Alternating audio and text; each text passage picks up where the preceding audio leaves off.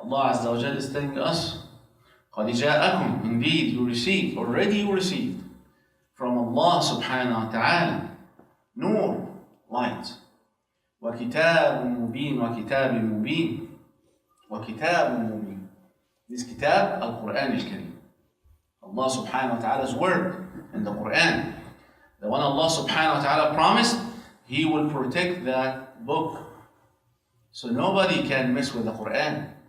Nobody can change anything from it. And you can see that very well.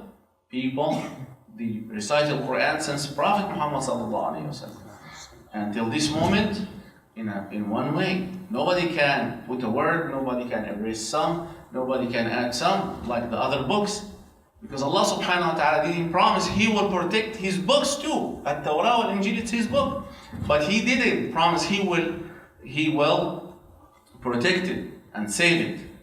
But He gave that work, this responsibility, for whom? For the people of the book. بِمَا اسْتُحْفِظُوا مِنْ كِتَابِ اللَّهِ وَكَانُوا عَلَيْهِ شُهَدَاءَ. He said, we will protect it, we will take care of it. So what's happening?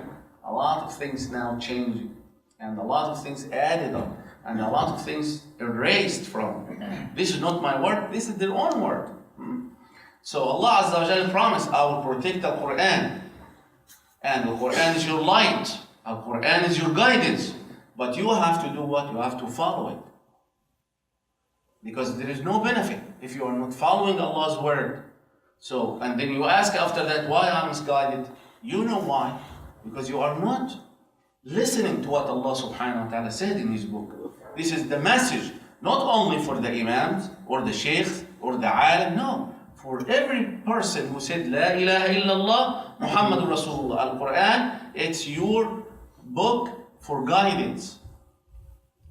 And whoever will do that, as Allah subhanahu wa ta'ala said, He will take them out of the darkness, a lot of darkness, and He will put them in the light, and they will see their way. They will have no confusion about anything. Everything will be clear in their heart and their mind and their eyes. Why? Because Allah subhanahu wa ta'ala wants that for them. And Allah subhanahu wa ta'ala يقول وَيَهْدِيهِمْ إِلَى صِرَاطِ الْمُسْتَقِيمِ. He will guide them to the straight path. So if you want to be one of those people, Allah promised He will guide them, you have to follow His word. We are talking for last weeks about how we could build the personality of the Muslim, and we talked about many things, and we talked for the last 2 weeks about the Muslim, the ideal Muslim with his community. We mentioned few things.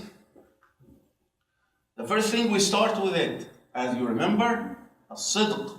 The Muslim, the true one, has to be honest and has to be very, very truthful person with his community. If you break that part, nobody will trust you. Nobody will treat you as you should be treated. So, as-sidq was the main core in your life as a Muslim, how you treat your community. As I told you before, it doesn't matter who is the person you treat. He's a white, he's black, he's big, he's small, he's a mu'min, he's a believer, he's worshiping Allah, he worship anything else. It doesn't matter. The matter in this subject, you. I'm a Muslim, and Allah commanded me, and the Prophet Muhammad guided me to that way, so I will do it. It doesn't matter to whom I do that. We talked about as-sidq. We talked also about that Muslim has to know and to act that way. He will never cheat anyone in his community. It doesn't mean he can do that outside. No, I mean the Muslim has to act that way. No cheating for anyone. He will never break his promises with people. He will never misguide someone. No, this is not the Muslim with the community. And also, we talked about he will never envy anyone for something good happened to them, because the Muslim, he knows that decision to get that person and to prevent that person, a decision for whom? For Allah subhanahu wa ta'ala. He is the one who gave that decision. So now you have a fight, not with the person Allah gave him, you have a fight with Allah subhanahu wa ta'ala. You have complaint against Allah Azza wa Jal when you envy someone. So now we understand how big issue is. So a Muslim has a clean heart for everyone. Those people, they are not taking from your provision. They are not taking from your pocket. If they are rich, that means you have to be poor. No. No, Allah Azza wa Jal has khaza'in as-samawati wal-ard. You have to be happy for people when Allah subhanahu wa ta'ala gave them. If you wish to be like them, ask Allah Azza wa Jal, give me like them, O Allah. If is that good for me? Because you never know.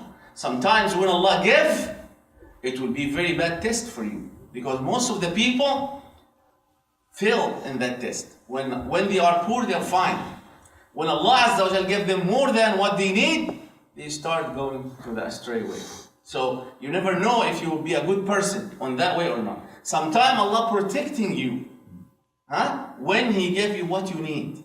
Because He knows by His knowledge that person, the money can ruin them. So you are in Allah's blessing, but you don't know. Also, we talked about the Muslim with the community. He has open eyes. When he sees something wrong, he advises. That person doing something can hurt him. Oh, I don't care about him. It's not my... No! I have to advise that. Be careful, brother. Even if you don't like that person. Even if you have nothing between you and that person. No, I have to tell him the truth. So he will do what beneficial for himself. This is the Muslim, my brother and sister. Also, last thing we were talking about last week, a Muslim has something, this characteristic and this adjective. It's not in any law, any book, anything. He has shyness. That person, the Muslim, is shy from Allah subhanahu wa ta'ala. And I told you in details what we mean and what we meant about it. Today, we're going to talk about one adjective, just one. This adjective, every Muslim has to have it in his heart and act upon it. Because it's a key for the happiness, for you and your community, whoever around you. People with you in the work, with your family, with your friends, with your neighbors, with anyone. If you practice this adjective and you have it, absorb it, and try to control yourself with this kind of manner, you will be happy. People, they will be happy with you. What it is, my brother and sister, it's very important. And that's why Allah Azza wa Jal mentioned many verses about it in the Quran.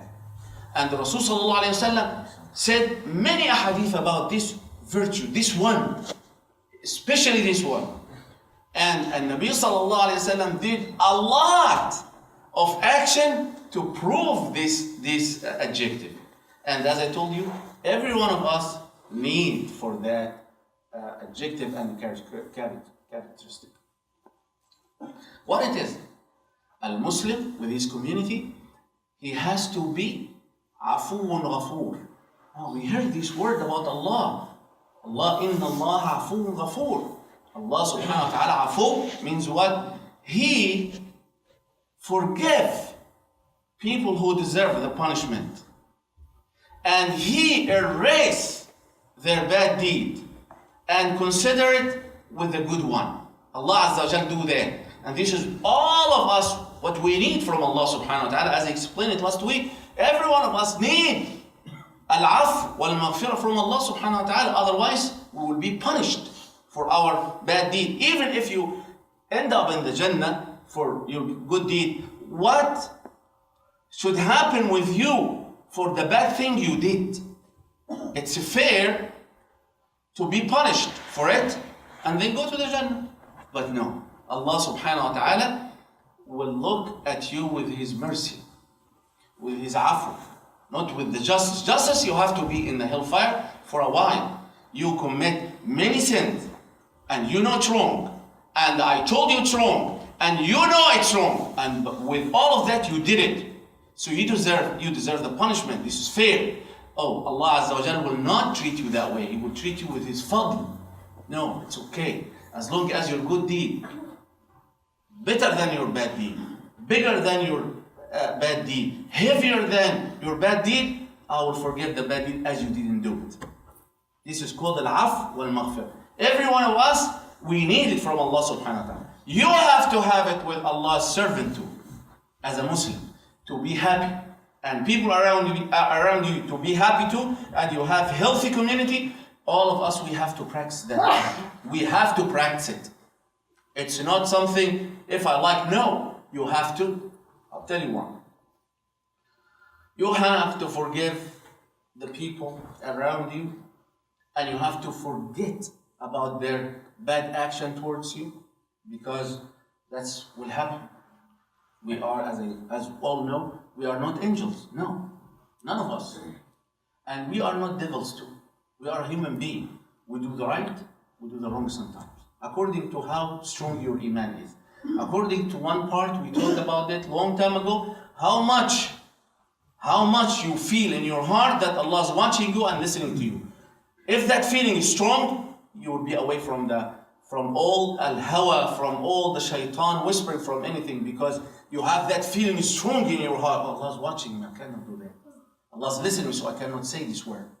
But when that feeling getting down, then we make the mistake.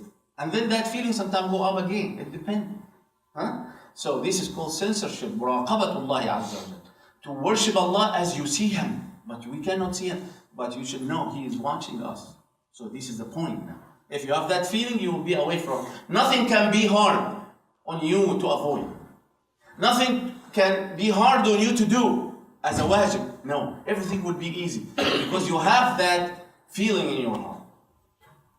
In this life, you cannot expect to be in a community with no differences in their opinion, in their view, in their work, in their taste, right? Every person is different than the other. We're not talking about the deen. None of us has opinion with Allah's word. No, this is not the Muslim. No, none of the Muslim has to have different opinion with what Rasulullah. No. I'm talking about what? I'm talking about the lively thing. We think if we make for a building, door from that side is be better. No, I think it's two doors because this and that. So here's your opinion different than my opinion, you know? So in stuff like that, you will have different people, different, as I told, different tastes, different opinion. So if you're gonna consider every person has opposite opinion or different than you, your enemy and your opponent, now we will have like a jungle, because everybody will be enemy for everybody. You see? So in this situation, the mistake will happen, the error will happen, the wrong action will happen, the bad word, it will be said. In a situation like that, as a Muslim, what should I do? Allah Azza wa Jalla told you.